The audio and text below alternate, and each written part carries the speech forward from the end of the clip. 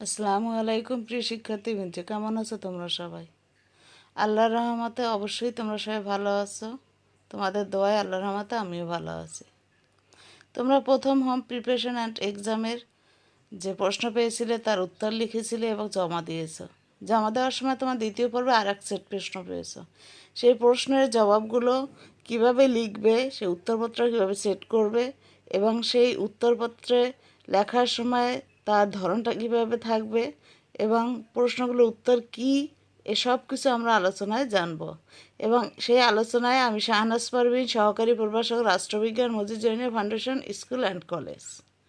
চলো তাহলে আমরা আমাদের মূল আলোচনায় যাই।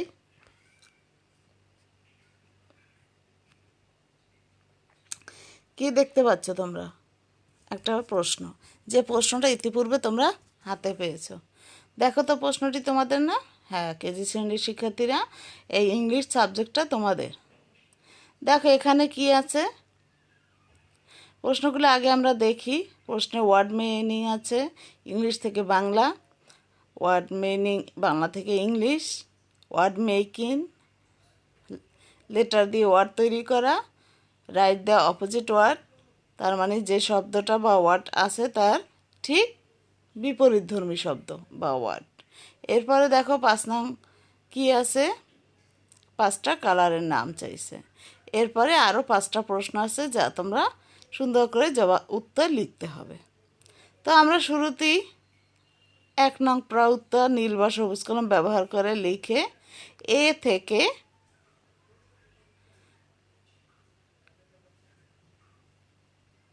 একদম ই পর্যন্ত লেখো। তোমাদের প্রশ্নে কিছু ভুল আছে দেখছো, সেটা হচ্ছে যেটা 1 নং হবে সে 1 নংয়ের পিছনে আর একটা 1 হচ্ছে, এটা কম্পিউটারের ভুল।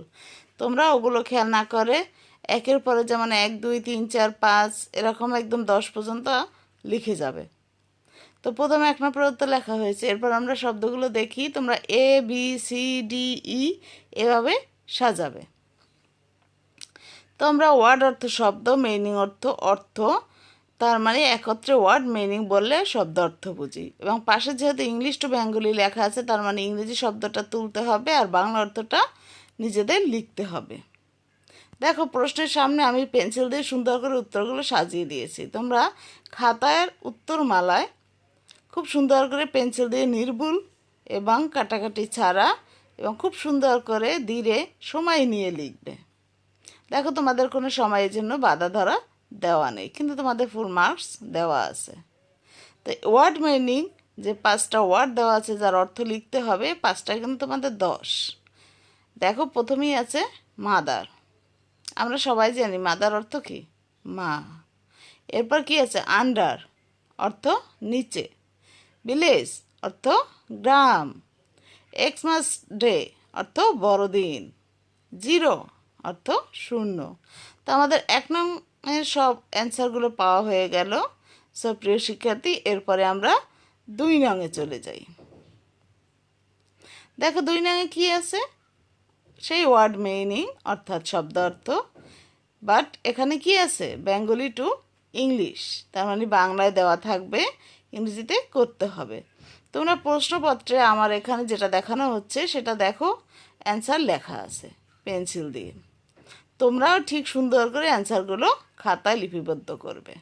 তো আমি মুখে আবারও বলে দিচ্ছি, নীল যার ইংরেজি ওয়ার্ড হচ্ছে ভুলু, পূর্ব যেটা বাংলা শব্দ তার ইংরেজি ওয়ার্ড হচ্ছে ইস্ট, গ্রীষ্মকাল যার ইংরেজি শব্দ হচ্ছে বা ওয়ার্ড হচ্ছে সামার, সেবিকা যেটা বাংলা শব্দ তার ইংরেজি ওয়ার্ড হচ্ছে নার্স, পাখির পালক এটা বাংলা শব্দ যার ইংরেজি ওয়ার্ড হচ্ছে কুইল। 1 নং ও 2 নং হয়ে যাওয়ার পরে 3 নংয়ে আসো। দেখো 3 নং কি দেওয়া আছে? Word making. আমরা সবাই জানি ওয়ার্ড কি? শব্দ, আর মেকিং মানে তৈরি করা। ওয়ার্ড মেকিং একসাথে আছে, তার মানে লেটার দেওয়া আছে, যেহেতু লেটার দিয়ে ওয়ার্ড তৈরি করতে হবে। আমরা সবাই ক্লাসে কীরকম পড়েছিলাম? S is for what? তোমরা বলেছিলে সান। ঠিক সেই রকম এখানে এস দেওয়া আছে, তোমরা সামনে লিখবে সান। বিল দেখানো আছে, তোমরা সামনে লিখবে বেস। ইউ দেওয়া আছে, তোমরা যেমন ক্লাসে প্রশ্ন করা হয়েছিল ইউ ইজ ফর দ্যাট, তোমরা বলেছিলে আঙ্কেল, তাই না? আন্ডার অনেকগুলো ওয়ার্ড বলেছিলে, কিন্তু এখানে যে কোনো একটি লিখতে হবে। আমি আঙ্কেল লিখেছি, তোমরা ইচ্ছে করলে অন্য ওয়ার্ডও লিখতে পারো। এরপরের লেটার দেখো ডাব্লিউ। আমি প্রশ্ন করেছিলাম ক্লাসে ডাব্লিউ ইজ ফর হোয়াট, তোমরা অনেক বলেছিলে, ওয়াল বলেছিলে, আরও অনেক অনেক ওয়ার্ড বলেছিলে, কিন্তু তোমরা যে কোনো একটা ওয়ার্ড লিখবে যেটা অর্থপূর্ণ হয়। এক্স ইজ ফর হোয়াট, তোমরা বলেছিলে এক্স রে, সেটাই লেখো বা অন্য কিছু লিখলেও লিখতে পারো, কিন্তু এক্স ইজ ফর যেটা লিখবে সেটা যেন অর্থপূর্ণ ওয়ার্ড হয়। তাহলে 1 2 3 যাওয়ার পরে আমরা 4 নংয়ে চলে যাই। দেখো 4 নংয়ে কী আছে, রাইট দ্য অপোজিট ওয়ার্ড, মানে লেখো যে শব্দ দেওয়া আছে তার বিপরীত শব্দ। দেখো এখানে আমাদের কি দেওয়া আছে, ওল্ড অর্থ কি, পুরাতন, কিন্তু আমরা যেহেতু বিপরীত লিখবো তার মানে নতুন লিখতে হবে। নতুন ইংরেজি হচ্ছে নিউ। ইয়েস যার অর্থ হচ্ছে হ্যাঁ, কিন্তু বিপরীত শব্দ যেহেতু অপোজিট ওয়ার্ড বলেছে তার বিপরীত শব্দটা হচ্ছে কি, নো। গুড যার অপোজিট ওয়ার্ড কি, ব্যাড। হাই যার অপোজিট ওয়ার্ড লো। বিগ যার অর্থ বড়, অপোজিট ওয়ার্ড হচ্ছে স্মল। তাহলে আমরা 1 2 3 4 নং প্রশ্ন উত্তর পেয়ে গেছি। আমরা খাতায় সুন্দর করে নির্ভুলভাবে যেখানে নীল বা সবুজ কলম ব্যবহার করতে হবে করবে, আর যেখানে পেন্সিল ব্যবহার করতে হবে করবে। তোমাদের তো সুন্দর করে আগেই বলে দেওয়া হয়েছে। এরপর প্রশ্ন চলো আমরা দেখি, write the name of 5 colours, অর্থাৎ 5টা কালারের নাম লিখতে হবে। এখানে আমি দেখো সহজ করে লিখেছি হোয়াইট, ব্ল্যাক, ব্লু, এভাবে 5টা কালার তোমরা লিখবে।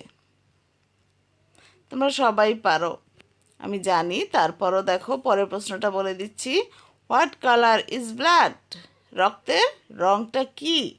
তোমরা অ্যান্সারে কি লিখবে, রেড। তোমরা সবাই জানো আমাদের রক্ত কি, লাল। এরপরে প্রশ্নটা হচ্ছে what colour is the sky, sky অর্থ কি, আকাশ। তাহলে আকাশের রংটা কি, হ্যাঁ প্রিয় শিক্ষার্থী আকাশের রংটা হচ্ছে ব্লু। এরপরে প্রশ্নটা কি আছে দেখো, who is your English teacher, তোমার ইংরেজি শিক্ষকের নাম কি? তোমাদের ক্লাসে ইংরেজি কে পড়ান? হ্যাঁ তোমরা সবাই ইংরেজি শিক্ষকের নাম জানো, শাহনাজ পারভীন। তোমরা সেটাই অ্যান্সারে লিখবে। এরপরে প্রশ্নটা হচ্ছে what is our national flower, তোমাদের জাতীয় ফুলের নাম কি? হ্যাঁ তোমরা সবাই জানো আমাদের জাতীয় ফুলের নাম শাপলা। তা শাপলা তো বাংলা লেখা যাবে না, প্রশ্ন যেহেতু ইংরেজিতে, সাবজেক্ট যেহেতু ইংরেজি, তাই আমাদের লিখতে হবে শাপলার ইংরেজি। তো ইংরেজিটা কি, লিলি। তোমরা সবাই জানো our national flower is lily. What is our national fish, আমাদের জাতীয় মাছের নাম কি? হ্যাঁ তোমরা এক কথা তাড়াতাড়ি করে বলতে পারো, আমাদের জাতীয় মাছের নাম ইলিশ। কিন্তু বাংলা লিখলে তো চলবে না, এটা ইংরেজি সাবজেক্ট, প্রশ্ন ইংরেজি, তাহলে কি লিখতে হবে, our national fish hilsa fish. তোমরা শুধু হিলসা ফিশ লিখলেও চলবে। তাহলে 1 থেকে 10 পর্যন্ত প্রশ্নগুলো তোমরা ভালো করে রিভিশন দিয়ে তারপরে সুন্দর করে উত্তরপত্রে তুলবে। এবং এখানে যে ভুলগুলো আছে, যেমন 1 থেকে 10 পর্যন্ত, তার পিছনে আবার 1 1 দেওয়া আছে, এ থেকে ই পর্যন্ত হবে, সেখানে দেওয়া আছে FGHIJ, তোমরা ওখানে FGHIJ না দিয়ে ABCDE ব্যবহার করবে। প্রিয় শিক্ষার্থী, তাহলে অবশ্যই তোমরা আমার ক্লাসটি ভালো করে বুঝতে পেরেছ। আর এই যে ক্লাসটি ভালো করে বোঝার জন্য, ক্লাসটির মনোযোগ দিয়ে দেখলে, এই জন্য এখন কি করব তোমাদের,